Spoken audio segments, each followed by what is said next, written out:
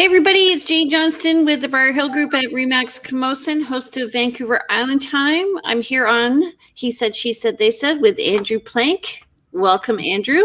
Hey everybody.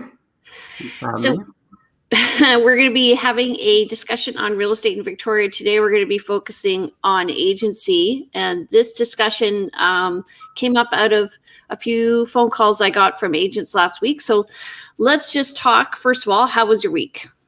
Great week. Was off camping last week, so that was awesome. And then, enjoying the, not actually enjoying the heat, but sort of enjoying the heat. Because we have air conditioning, thank goodness. We turned on our air conditioning for the first time in 9 years. Yeah. Totally crazy. Yeah. Anyway, very, very blessed to have it. And anyway, we had the opportunity to go up to a cottage this weekend, but there's no air conditioning. So I'm like, forget it. No, turn around and go home. It's just not worth it. Yeah, have your friends over so they without AC. Anybody, you're all invited to Jane's house. So I have a question regarding your week in real estate. Are you finding any changes happening? Actually, it seems, I've been feeling like in the past few weeks, it was going to start to get a little slower. And of course, with the weather, it tends to get a little slower. And then, I had clients, we wrote an offer. There were 7, we were competing against 7 folks. The price went almost 100,000 above asking. My clients did get it, but it was, they actually had to up their offer to make it work. And just still nuts in some areas, some price points. I think the higher price point might be slowing a bit, but I think that there's a bit of a mistake happening with list pricing, maybe at the higher end, and there's a little optimism where they're pricing where things were previously selling. And I think that's I'm working with a buyer. We're looking at that price end up here. And I'm like, there's a lot of junk out here. Mm-hmm. Yeah. Well, people see what has sold. They assume that they can achieve the same. They may not have the same quality of product, and there may have been a specialty buyer for those. And it's such that higher end of the market is so subject to changeability. So, yeah, winds of change. What you're going to see when things change is the outer areas of Victoria, Greater Victoria, start to slow down, and then the price point will start to come down. So, hey, Laura June. Laura June is joining us from Vancouver. She was our guest when you were away. Oh, right on. Hi, Laura June. Okay, so let's just talk about what's happening in real estate in Victoria. So I formatted it so we can all read it today. Yay. Okay, you want to start us off? Sure. So 242 new listings last week compared to 193 pending. So still more listing than are selling. Great.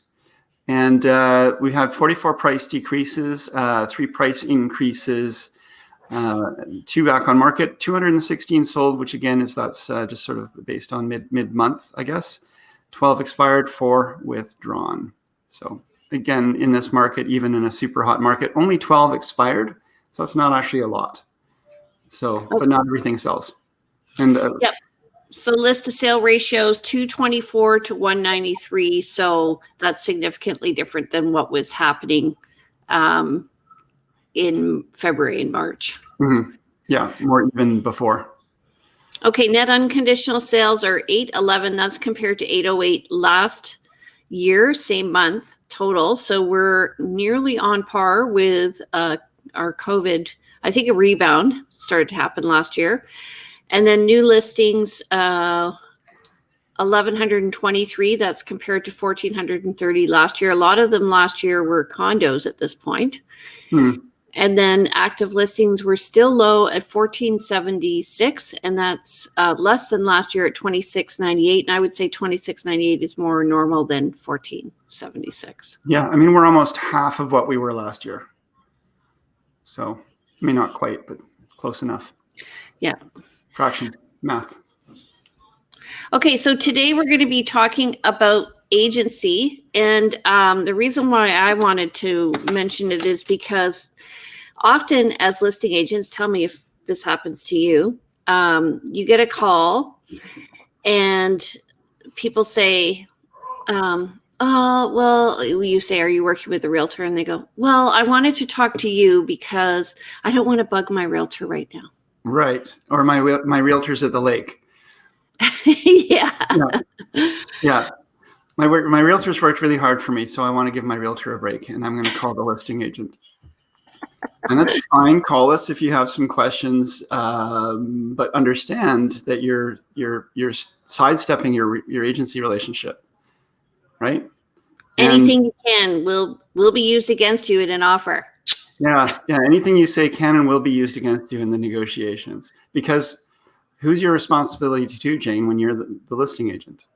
The seller. Yeah, your seller. And that buyer you don't know, and you don't have any loyalty to, and so forth. So you're best, actually, as I said, you can call the listing agent. There's no law against it, but it's best form to have your realtor communicate with us. This is the face that's going to be presenting the offer, the neutral face who represents the buyers who complete, who aren't flaky, who don't ask weird questions. I am the filter through which you are going to be asking the questions. So sometimes I can actually answer the questions without even talking to the agent. So I'm not actually disclosing to them who you are as a buyer, right? I didn't understand what you were saying. What did you just say? Well, we have a duty of confidentiality. And so when I'm asking, I could be asking for anybody. If I'm asking the agent a question. Oh, okay. So you're now wearing the buyer's agent hat and you're talking. Okay. Thank you. Oh, sorry. Can you start that again?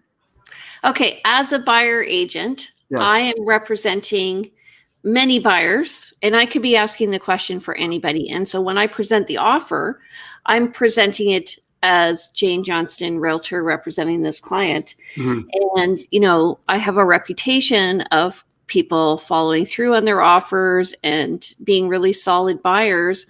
And so you stand a good chance. But if I have to go in and fix the conversation that was had before where you disclosed your motivation, oh, I've been looking for a year, I really love this place, I really feel like my husband and I would really fit in the neighborhood with our 2 mm-hmm. kids and our 5 dogs, blah blah blah. And then you write the offer and the agent goes, oh yeah, they called me. Mm-hmm. Yeah, they called me and they told me all of this. And now that gets translated over to your buyer. So hang on. Seller. Yeah. Sorry? To the seller. Yeah. Sorry, to the seller. Yeah. My phone started ringing in my ear. Okay. So let's just go over the form right now and then see what it says so people can understand what's going on. And I'll just bring it up. When Jane refers to a form, we have a responsibility to disclose to anybody who does communicate with us around real estate, how they're being represented. Right. And we don't have to go through this form specifically when you call right away. We have to go through it if we starting to get into a conversation about you and buying and selling. But if we're just representing the property, we don't have to get into the conversation. So this is the purpose of this form is that we have to follow it's a regulatory requirement. So we have to present this to you. And it talks about 2 different types of relationships you can have with agents. So the first one is as a client. Left column. Yeah. Right, which talks about that the agent is working on your behalf, that they have a duty of loyalty to act only in your best interest. The agent has a duty of full disclosure, so they must tell you everything that they know that might influence your decision in a transaction. So as a buyer, if I know something about the property, I have to disclose it to you. If I know other people are offering, I have to disclose it to you. And if I find out something about the seller, I have to disclose it to you because that might influence your decision. Anything that could affect the decision. So it's a pretty wide swath of information that as we collect it, we need to divulge it back over to you. Whether we're representing you as a buyer or you as a seller, any information we collect about the other parties, about the other properties, realtors, anything like that. So, and as an agent, we're not allowed to represent two parties, so we have to avoid a conflict of interest, and we're also not allowed to sell our own properties to our own buyers. Right, because of course our best interest in selling our own property is to ourselves, whereas we have a duty to a buyer to also look after their best interests. And you can't do that when you're selling your own property. And then the idea we can't serve two masters. We have to avoid conflicts of interest. And of course, you'll see listing agents having many more listings than one, and you'll have buyer's agents working with more than one buyer at a time. So we have to avoid conflicts of interest where we can and disclose them when they do come up, because they do come up from time to time, and then there's something we have to manage around that. But we wouldn't be able to, if you think realtors charge a lot at this time, consider what they would have to charge if they worked with nobody but yourself at a time. It's right. Just not effective. Right. So in terms of confidentiality, we cannot reveal your private information without your permission. And this is what I'm talking about when a buyer calls up the listing agent and starts disclosing things that they, that they think the listing agent should know about themselves, like, oh, all this personal stuff, why they're buying the property, or maybe what they can afford to pay. It's really, really hard as a buyer agent to backpedal on that, because we're trying to present you in the most positive manner without revealing your information. And not without your permission. And, obviously, and we've talked about buyer letters in the past where we actually talk to our buyers, and some people find this tactic or the strategy helpful, and some people don't believe it works. But I do find that the sellers do want to know something about the buyers of a property, but you need to put your buyers into the best light. And the reason for having a representative in the middle of the transaction, your realtor buffering you in this case, is we don't always know, and you don't always know when you're talking to the other realtor. If you call them directly, they will be, after having said, I represent the seller, anything you could tell me can and will be used against you, they would probably say that. And I've done that. I've said specifically that to people. And then they go, yeah, no problem. And this, and they tell me their whole life story. And not all of it is in putting them in the best light. Yeah, like I'm getting a divorce from my husband, and we haven't got our separation agreement in yet. And yeah, and I'll be talking to the mortgage broker next week, and all of this. Last week I had somebody drop my name as their agent. The agent called me, told me all about them, and I'm like, oh, I'm not working with that person yet. But they've been watching you on He Said, She Said, They Said, and Island Time and all this stuff, and they know that they're going to work with you. Hello, random person out there watching right now who is working with Jane that she doesn't know it. You might want to reach out to her. Aiden, give me a call. Okay. So then as a non-client, so this is when, let's say I've got a listing and you come up to me as a buyer, Andrew, you be the buyer, and I'm the listing agent, and you say, I want to write on this property. So we have to go through this form. Okay, go ahead. Well, hey Jane, it's my name's Andrew, and I just saw your sign outside of 123. All this is awesome street. I really like this home. And I guess I came through the open house, before COVID, and because we're not hosting open houses these days. I saw the virtual tour. Everything about it I love. I want to write an offer. Oh, that's great, Andrew. Are you working with a realtor? Nope, I'm not actually. Okay, well, I represent the seller, so I cannot represent both parties. So I thought you could. No, sorry. It's written into the contract. Yeah, about was it 2 or 3 years ago? We changed everything. Oh, okay. Huh. So sorry, but But I no can worries. tell you. I still want to work directly with you because I know I'll save some money. What do you mean you'll save some money? Well, you'll be able to kick back some commission, right? If I make a lower offer, Actually, the because you're getting all the commission. commission, right? Hmm? You better listen, buddy. You're interrupting me. Well, Andrew, actually, the commission is set out in the listing contract before you even come. So I do not give a kickback. If I give any consideration, it would be to the seller, who is my client. No, absolutely. But if you do give some consideration back to your client because you're not having to pay extra commission because there's no other agent, then I can save a little bit. That saves me a little bit of money because I Yeah, can I make a don't do lower that. offer. You don't do that.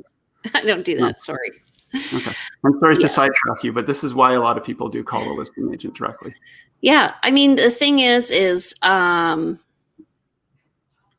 no incentive for me to bring you to this listing right now with that attitude because I'm putting my whole license at risk, actually. Mm-hmm. And you're putting me in an awkward position. And Yeah. especially if we go into multiple offers, if I have to represent the seller and I'm writing a contract for you, even as a non-client, I really, it's not perceived well by other agents. No, this is a conversation I have with my clients as well, because when we talk about the fact that if there is no other cooperating agent, if someone was to write an offer in this, as an example like this, I tell my clients, that I actually actively discourage that kind of buyer, and I tell them to go get their own representation. And especially in a marketplace like this where there is expectancy of multiple offers, I don't want to be having any, even though I don't have duties to this person I'm writing an offer for, I don't want to have any distractions from my duties to my seller. And have someone who has said, I want to write this offer, and I have to then further communicate with them about what's, building their offer. And then when there is multiple offers, have any kind of further communication with them around. I just want to concentrate on my client. Right. So as a non-client, just so you know, you will not get any representation other than we will provide you with a copy of a contract, which you will fill out. We have a duty of loyalty to the seller, and we do not have a duty to disclose all relevant information to buyers who are unrepresented. Mm-hmm. We do not have a duty to avoid a conflict of interest, and we have no confidentiality with you as a buyer. So everything you say, I actually have to disclose it to the seller. Right. Yes, totally understand. And Do you still want to go ahead with this, Andrew? Well, the way you put it that way, do you have somebody you could recommend that actually could represent me? I do. And how about I give you their name? Sounds great. Okay. As you go back to that for a moment. And as you can imagine, the reason we have to disclose whether we're, as Jane just pointed on the screen there's a choice where we disclose that we're either representing or not representing as a client. And if someone does call up and starts asking questions and starts getting information, and Jane's a very charismatic person, and we're both good people, and they might start to think, hey, I like this person, and I can rely on their advice, or they're giving me some good information here. I want them to be my realtor. And when they find out, actually, no, we can't actually do that. We're not able to represent two parties. Or even if we just get a phone call out of the blue from someone about a property we're not even listing, but we start a conversation with someone, but maybe we have another buyer for that property. We don't want to get into a situation where we create a conflict for our existing clients. We don't want to get into a situation where the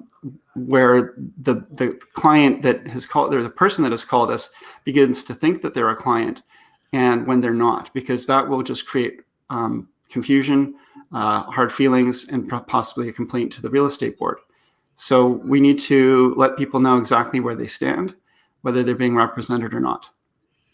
Right. And So if an agent calls, so I recently had a conversation with a client of mine whose boyfriend was thinking of writing, and she said that he met an agent, and apparently this particular agent had more than one offerer in a situation. We are not allowed to do that either.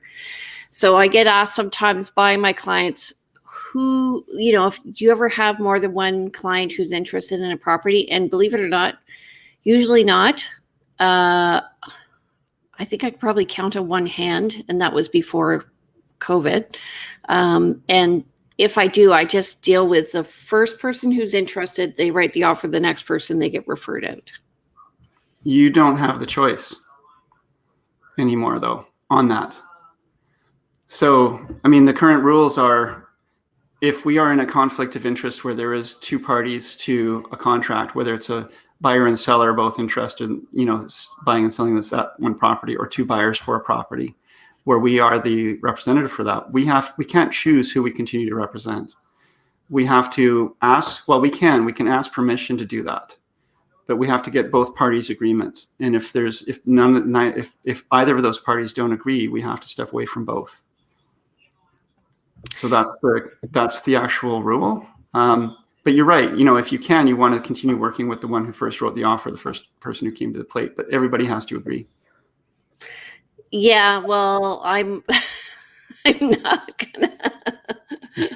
not gonna say to somebody who I've shown the property to and who wants to write an offer that they can't write the offer with me. And then the second one, I will say, I've already got a client interested. If you want to see the property, I will refer you to somebody else. Like I'm not going to be in a situation where I'm going to have two current clients writing on a property.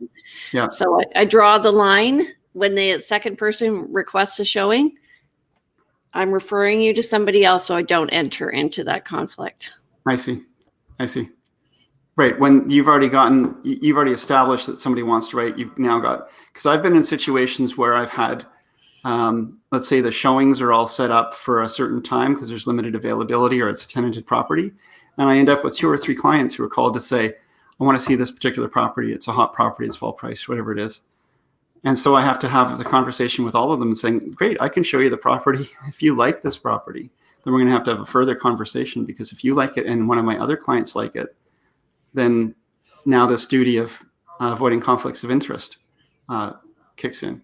Yeah, but I think I understand what you're saying. I'm avoiding it before I get to the point. So I don't, like, if I show somebody and they go, you know what, I'm not interested, I say, okay, good. Then I'll go to the next client. I can show you this property, but I'm not gonna. This is where agency gets really complex and gets into a lot of us realtors into hot water and clients into confusion. Because, this duty of avoiding conflicts of interest, but also duty of full disclosure. At what point do you disclose you have other clients interested in that property, that you're showing it to somebody else? At what point do you, right away, if in doubt, disclose, right? Right away. Yeah. And when our client says, I want to see that, I don't want to have to wait. Yeah, you definitely want to have that refer them out. And you still have to disclose to your current clients, if those other people do write an offer, that you have an agency relationship with those people who are being written through another party. And you still have to get an agreement signed by everyone, because you have duties to everyone of full disclosure, and you have personal private information about your other buyers. So even though you've referred them to somebody else, you still have built that relationship with them. Oh my God. I think that's overkill. Like, the thing is, in real estate, maybe, but it's the rules. Yeah, I know. So we went to a course, I don't know, when they were discussing all of this 4 years ago, or whatever. And I stood up and I said to the lady, do you know how big Victoria is? Like, we probably have 1 degree of separation. I probably had a conversation, and you're telling me if I have a conversation with somebody, I have agency right away. Like, that's a bit of, anyway, that's the hard line they were taking back then. And I said, and 5 years later, that person goes to write on a property that I'm listing. Do I have agency with them?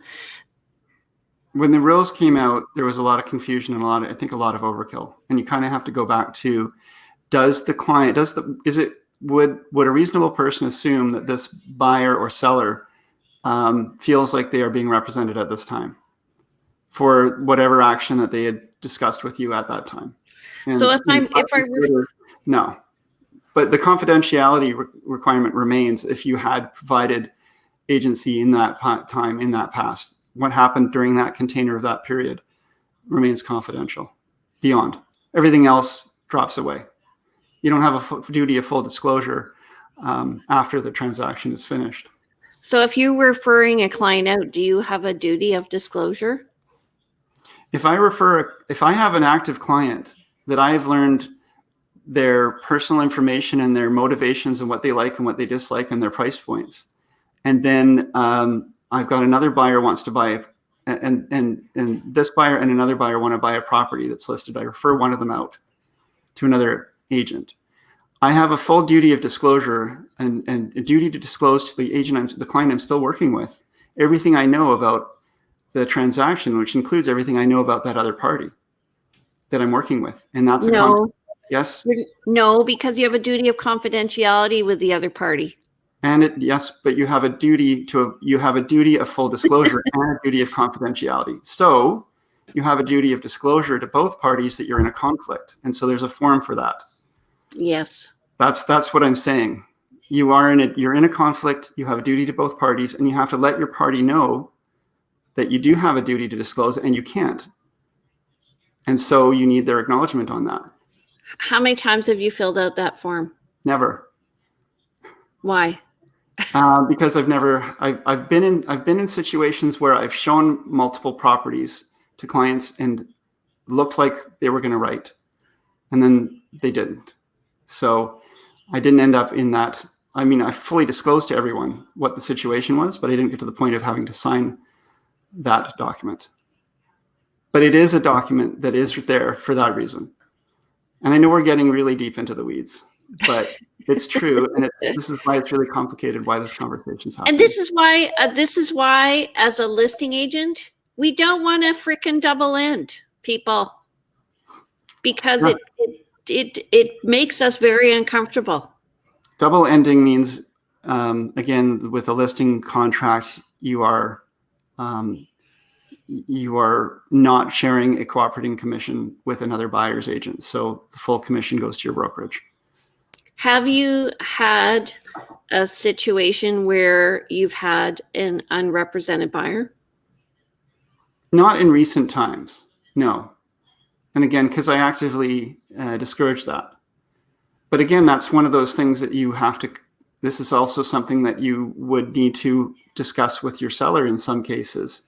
Like I had a phone call from someone, I discouraged them from coming through me because I've already had this conversation with you, that this is what I would do. And you were in agreement with that. But it gets to a high level of, I mean, you don't have to disclose.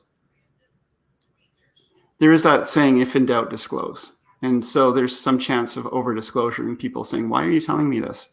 But if someone is potentially a buyer and you send them away and then they end up not writing because they called another agent who showed them another property, you're going to get yourself in some hot water.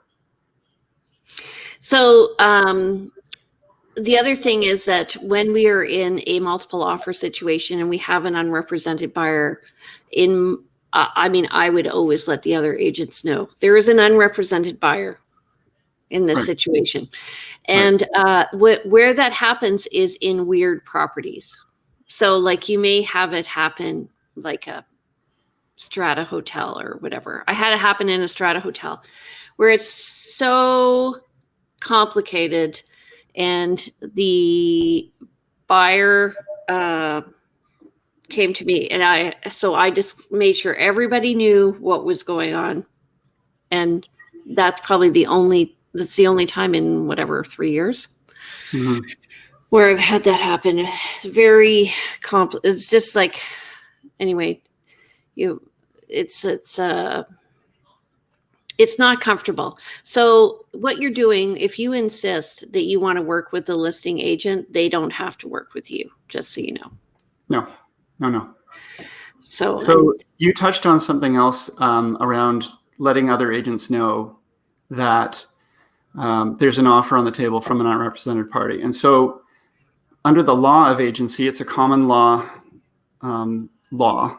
that says, we act as agent for another party. It means we actually can step into their shoes and engage in the role of buying or selling and negotiating as if we were them. And so it's a very high mantle of responsibility.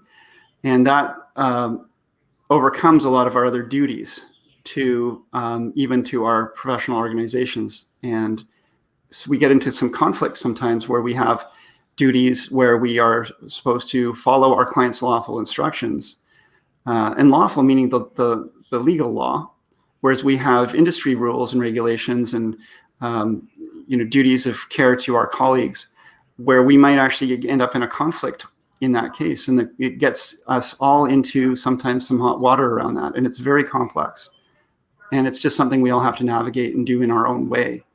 But as Jane said, she will let her colleagues know that there's an unrepresented party in the contract, because we do have a duty to treat our colleagues fairly and to, let them, not to tell them everything. Of course, that's kind of the point of being an agent and realtor, is to keep things in the container. But at the same time, we have a duty to treat our colleagues fairly and not to be lying, not to be doing anything immoral. And we also have to ask our seller if it's okay if we have an unrepresented party or not, because we want them to be comfortable with the whole process as well. And so I was involved in a situation where a buyer contacted the listing agent, and the listing agent had a discussion with the seller that they were not going to have any unrepresented buyers in this case. Mm-hmm. And everything was like, the listing agent just said no.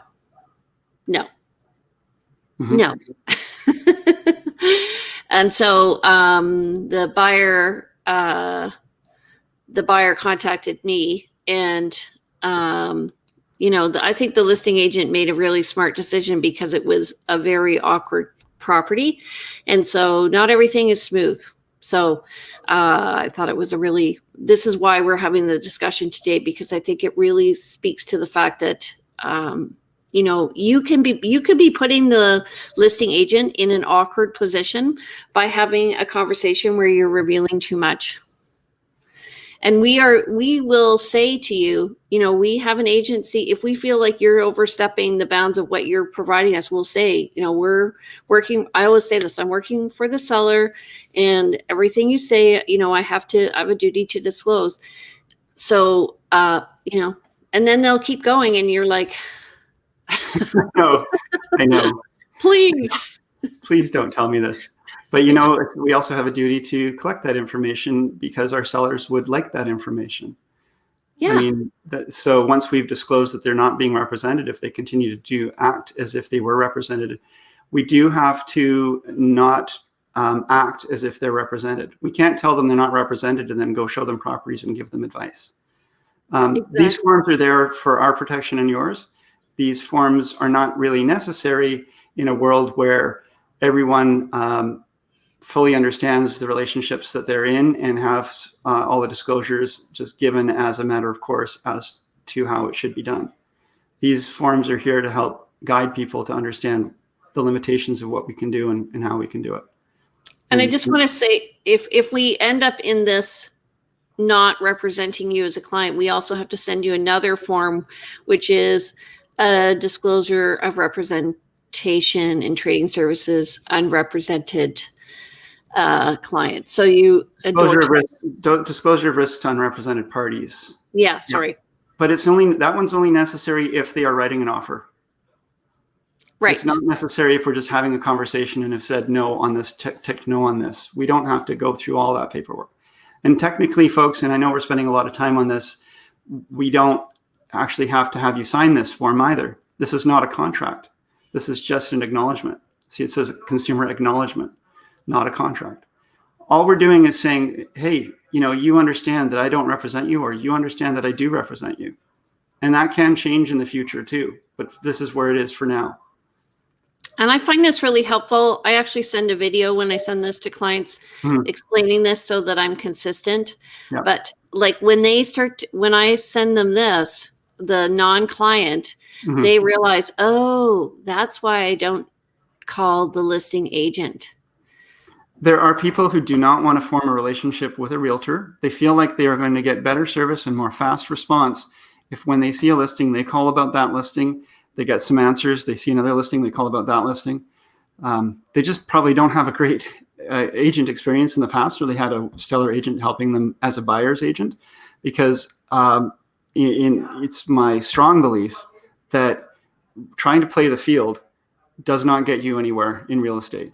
You are not going to get the answers. You're not going to get the advice. You're not going to get through the properties you want to see. You're not going to get... you're going to end up buying an overpriced property from, you're going to buy an overpriced property without representation, thinking you got a good deal because it was priced, $50,000 under assessed value, but it's got major problems with the property and all kinds of things that just you would have found out had you had representation. So I was in an open house once, and a buyer came through and told me everything. And I'm like, I'm representing the seller here. Yes, yes, yes. Are you working with a realtor? No, no, no. And then she left, and they think they're being smart. And then the buyer wrote the offer. Meanwhile, I had told the seller all of the information I had obtained during the open house. So I wrote a report. The seller realized the buyer motivation. And so when the buyer came in with a reasonable offer, the seller countered higher. Knowing that it would be accepted. Yeah. Yeah. It's really not smart. Anyway, I find that people who are research oriented and kind of high knowledge type people really shoot themselves in the foot because they ask so many questions. They reveal a lot about themselves.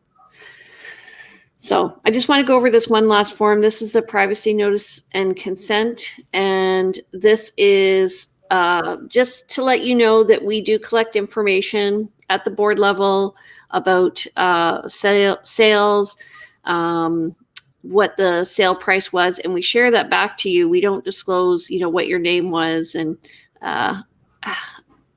other information, but we share information about the property and who bought it, for what price. And so that's so that you are able to make a decision about purchasing, and it's for your information. The intent of this form is because of Canadian privacy laws, to let you know that your information is required for purposes of the MLS system, that it does get collected to some level, that your realtor may continue to be in contact with you for various reasons after the transaction, if we wish.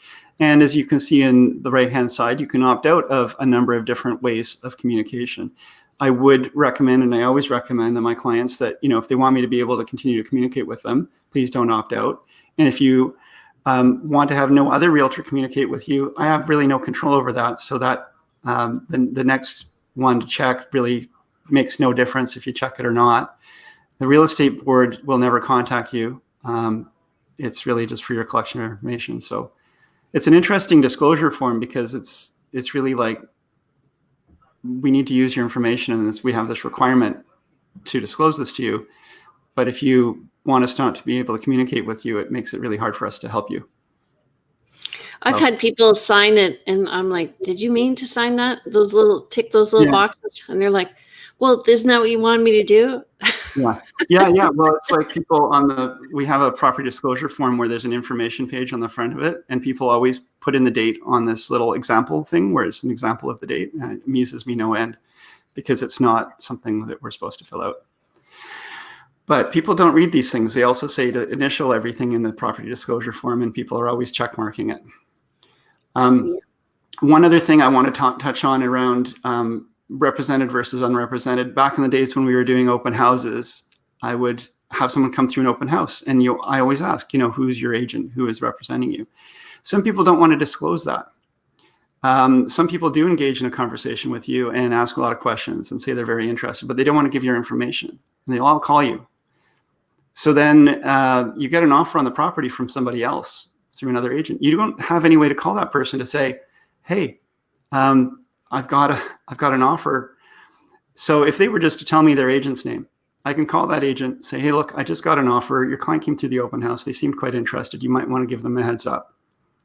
And we have a duty to respect that agency. And so we're going to call the agent up. We want to work with our colleagues. We want to, yes, absolutely. So, and that's the last thing to, maybe not the last thing to speak on with this, but we have a duty not to infringe on another relationship. If we have someone come into an open house, or someone calls us up on the phone and says, I'd like some information about this property. And they say, somebody calls me and says, I'm working with Jane Johnston, but she's up at the lake at her cottage and I can't reach her.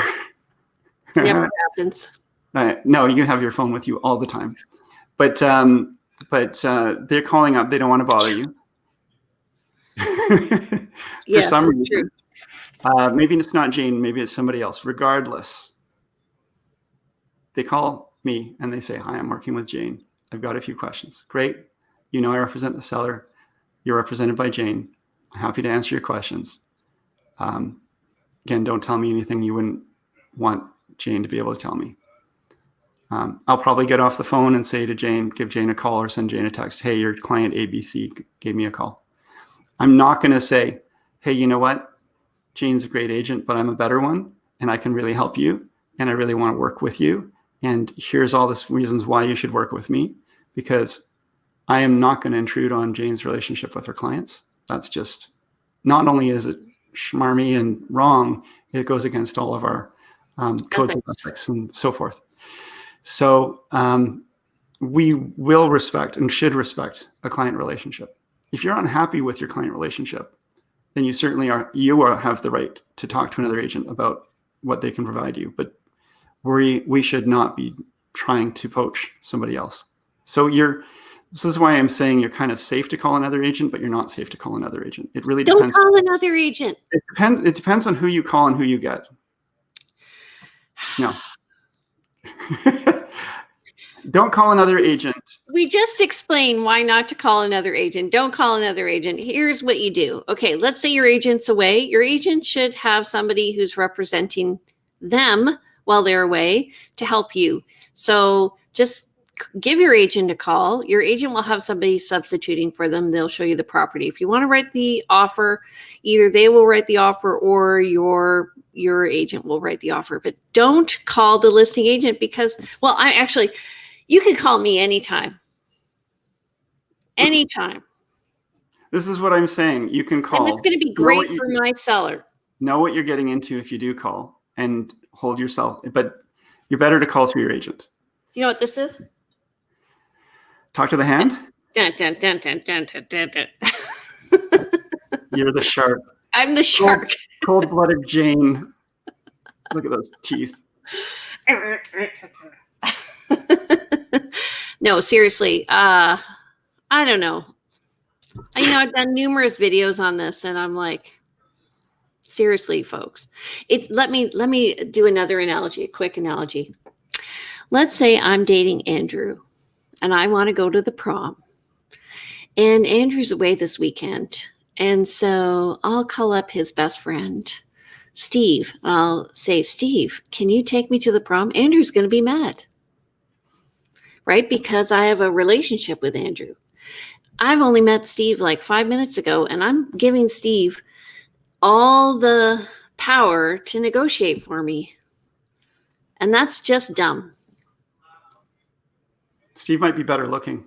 It might be a step up. But you really, just think about it. Like I often used to say, think about agency in terms of dating. And you don't want to cheat on your agent. And you don't want to cheat on yourself because you won't feel good about yourself. And if in the end you write without your agent, there's a lack of trust there that you can't recover. So there's huge piece of that is trust. And, we do work on trust. We often don't have buyers under buyer's contracts. Some agents do that consistently where they do have a buyer contract, some don't. Some operate on handshake. Which means, again, that we're trusting that that person, when they find the property they want to buy, if they find it through another means than through their agent, they will call us, they will communicate with us. This is a two-way street. This is a relationship. And when we are representing you, it's our heart goes into what we're doing. We are really fully engaged in it.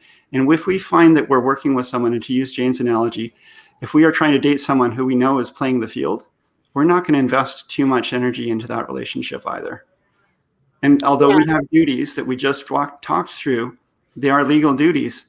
But if our heart is not in that, we are going to have a harder time fulfilling those duties. Those duties are there to help enforce the law, but how these things function is through relationship.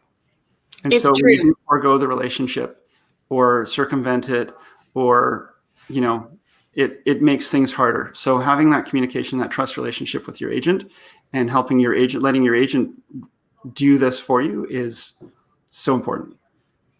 Yeah. Well, I think we've kind of beat this topic. We really have. Yeah, we really have. But it's so important because it can cost you as a client thousands of dollars if you are indiscreet. And I always say, like, if you're listing a property, don't tell people why you're selling. If you're buying a property, don't tell people. I've had a situation where a friend was buying a property and their friend heard about it. They went to see the property and they bought it out from under them. Yeah. Yeah. And don't post to social media what you're doing in your negotiations, or why you are selling, or even sometimes that you are selling, but definitely not why you are selling and what's going on and how you're getting frustrated with this or that. Whether you're a buyer or a seller, keep that stuff to yourself, because people you don't know who knows you. Friend of a friend, something comes through. Yeah. This is the cone of silence. Yeah. And it's funny because my husband thinks I talk too much, and but I'm actually remarkably indiscreet. I mean, discreet. I'm remarkably discreet. I don't tell people stuff.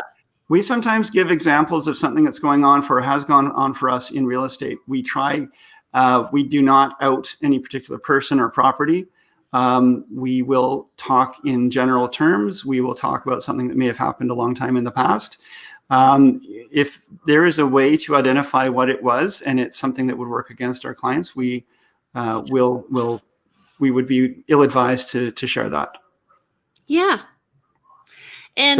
And just to use a dating analogy, like find an agent who jives with you, with your personality, who has the same interests, who can understand your perspective, because that just makes the whole situation way easier, and they'll get you. And if you understand one another, if you get one another, it just flows so much more easily. Jane refers sometimes to people of different characters where they may be like high knowledge, as she refers to, and so forth. Find someone who speaks your language. Find somebody who understands you and who you understand. When they're explaining the situation, when they're going through, when we just walk through all of these documents, maybe awkwardly, maybe at length, but sometimes depending on who we're with, we will go into depth in it, or we will go over it really quickly because we know that they're understanding it and we've had a quick conversation around it.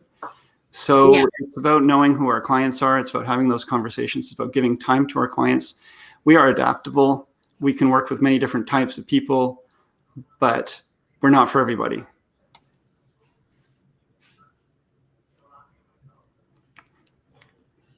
Yeah, and actually a really good example of that last week, I was walking through a property with somebody and I just realized they're not the client for me, and that's okay. Mm-hmm.